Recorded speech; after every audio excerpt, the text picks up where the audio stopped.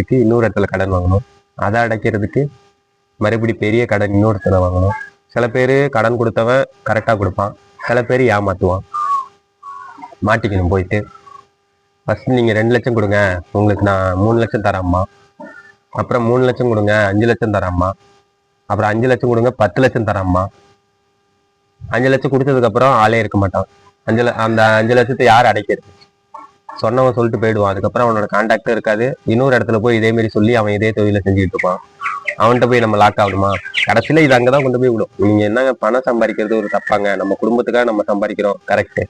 அதுக்கு அந்த தேவைக்குள்ள சம்பாதிச்சுக்கணும். கடன் வாங்குறது, அந்த கடனை வாங்கி கடன் அடைக்கிற வேலை வச்சுக்க கூடாது.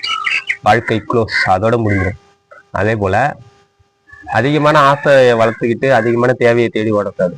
என்ன நம்ம தேவைக்கு என்ன, ஒரு வண்டியா இல்லை ஒரு 2 வீலர் அந்த மாதிரி வச்சுட்டு ஓட்டுறோமா, ஓகே.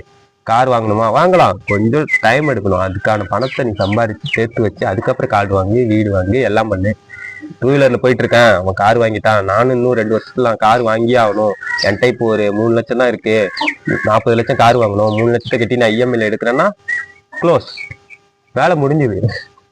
அது இஎம்ஐ கட்டுறதுக்கே நீ ஓடணும், சந்தோஷமா இருக்க முடியாது.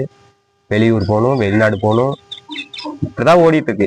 இது நம்ம மட்டும் தனியா. ஆனா இந்த யோசனை எல்லாத்துக்குமே இருக்கும்.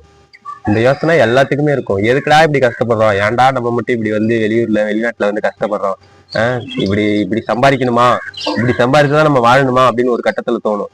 எல்லாத்தையும் விட்டுட்டு போயிடலாம் அப்படின்னு யோசிப்பாங்க. ஆனா வர முடியாது. கமிட்மெண்ட் கமிட்மெண்ட் கமிட்மெண்ட் கொஞ்சம் கொஞ்சமா குறைச்சிட்டு போகலாம் அப்படின்னு பார்த்தா அதுக்குள்ள இன்னொரு கமிட்மெண்ட் வரும். அதை குறைச்சிட்டு இந்த பக்கம் போகலான்னு பார்த்தா சிஸ்டருக்கு மேரேஜ் பண்ணணும். சிஸ்டர் மேரேஜ் முடிஞ்சுது அப்படின்னு பார்த்தா அடுத்து இன்னொரு கமிட்மெண்ட். இத மாதிரி ஒவ்வொரு தேவையும் வந்துட்டே இருக்குங்க. அதெல்லாம் கடந்து ஒரு கட்டத்துல வந்து நம்ம திரும்பி பார்ப்போம், வயசு 55 ஆகும். என்னடா இது 55 வயசு ஆயிடுச்சு அப்படின்னு பார்த்தா அப்பதான் தோணும், ஒருவேளை நம்ம 25 வயசுலயே கஷ்டப்படாம நம்மளுக்கு என்ன தேவையோ அதை வச்சுக்கிட்டு நம்ம வாழ்ந்திருந்தா இன்னைக்கு இவ்வளோ பிரச்சனை இருந்திருக்காது. அப்பயும் வந்து ஒருத்தன் திட்டுவான் நம்மள.